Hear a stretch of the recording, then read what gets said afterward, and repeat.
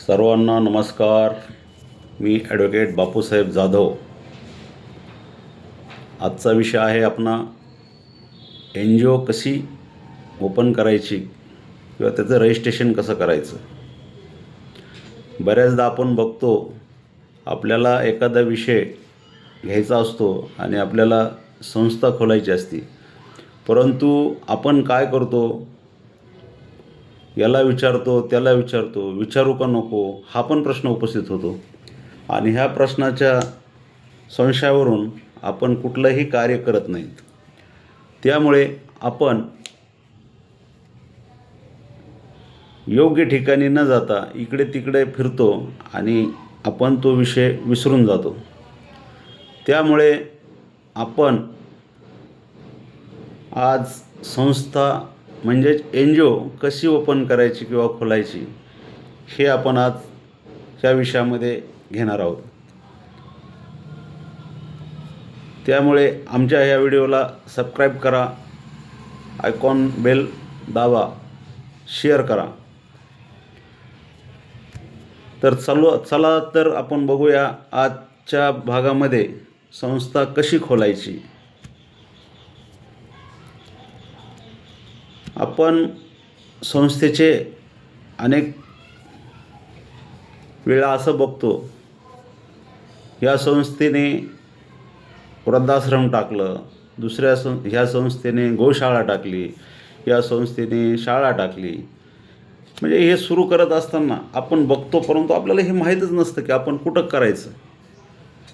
त्यामुळे आज योग्य टॉपिकवर योग्य विषय घेऊन मी ॲडव्होकेट बापू जाधव येत आहे.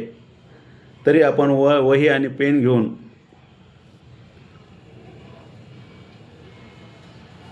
त्याची नोट करावा. पहिल्यांदी आपल्याला 7 सदस्य, 11 सदस्य, 21 सदस्य किंवा 51 सदस्य, आपल्याला जे योग्य वाटेल तेवढे सदस्य आपण घेऊ शकतो. परंतु सदस्य घेत असताना ते सदस्य आपल्याला भविष्यामध्ये साथ देतील का. बऱ्याच वेळेस काय होतं की आपण एखादं रोपटं लावतो आणि त्या रोपटं लावत असल्यामुळं आणि ते मोठं होतं आणि मोठं झाल्याच्या नंतर देवाणघेवाणीचा विषय येतो आणि त्या देवाणघेवाणीतून बऱ्याच वेळेस सदस्य संचालक मंडळामध्ये क्लॅसेस निर्माण होतात आणि ह्या क्लॅसेसमधूनच संस्था एन जी ओ बंद पडण्याचे बरेचसे उदाहरणं आपण बघितलेले आहेत. त्यामुळे सदस्य घेताना योग्य, विश्वासू आणि जवळचे घेतलेले कधीही बरे. सदस्यांचे चारित्र्य बघून घ्या. उद्या आपल्याला बरेचशा ठिकाणी प्रस्ताव दाखल करायचे असतात आणि तिथं पोलीस व्हेरिफिकेशन मागितलं जातं आणि त्या पोलीस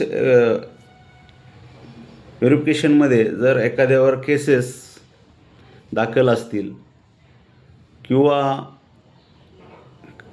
काय पेंडिंग असतील तरीही तो प्रस्ताव मंजूर होत नाही. त्यामुळे संचालक मंडळ घेता वेळेस आपण काळजीपूर्वक संचालक मंडळ घ्यावे. तर चला तर आपण बघूया आज संस्थेचं रजिस्ट्रेशन कसं करायचं आणि त्यासाठी कागदपत्र किंवा डॉक्युमेंट्स काय लागतात. पहिलं तर आपण 7 सदस्य, 21, 51, 100 असे आपण सदस्य संचालक मंडळ घेऊ शकतो. त्यामध्ये पहिली गोष्ट म्हणजे आपल्याला आधार कार्ड लागतात. आधार नंतर नंबर 1 आधार कार्ड, नंबर 2 सर्व संचालक मंडळाचे पॅन कार्ड, नंबर 3 सर्व संचालकांचे फोटो,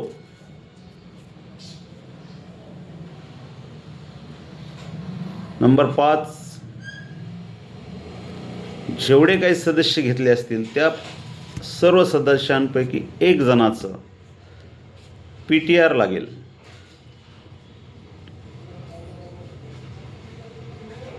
सर्वांचे फोन नंबर,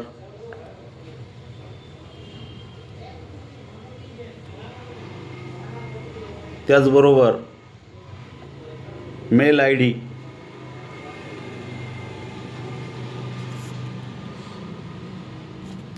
हे पूर्ण जमा केल्याच्या नंतर आपण त्याचा प्रस्ताव म्हणजेच फाईल बनवतो. आणि ती फाईल बनवल्याच्या नंतर अशी फाईल बनवतो आणि फाईल बनवल्याच्या नंतर त्याचा एक ऑनलाईनसाठी अर्ज केला जातो. तो अर्ज ऑनलाईन करून घेतल्याच्या नंतर तो सबमिट करावा लागतो. आणि ते सबमिट केल्याच्या नंतर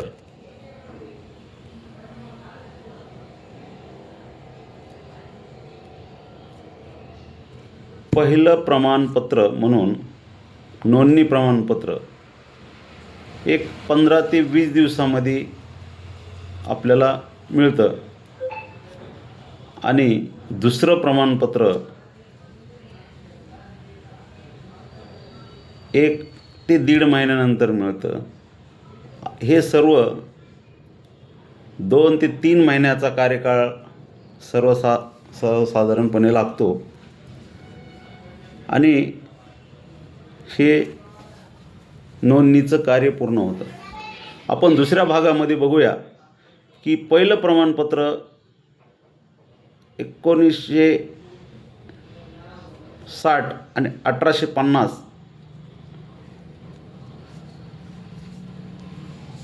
1860 आणि 1950 याच्यामधील अंतर काय आहे आणि हे दोन्ही प्रमाणपत्राचं कार्य काय हे आपण उर्वरित भागामध्ये दुसऱ्या भागात बघूया. चला तर मग आज हा पहिला भागामध्ये आपण रजिस्ट्रेशन कसं करायचं आणि याला डॉक्युमेंट कागदपत्र काय काय लागतात हे आपण पाहिलं आहे. तर चला तर आमच्या व्हिडिओला सबस्क्राईब करा, चॅनलवर बटन दाबा. जय हिंद, जय महाराष्ट्र.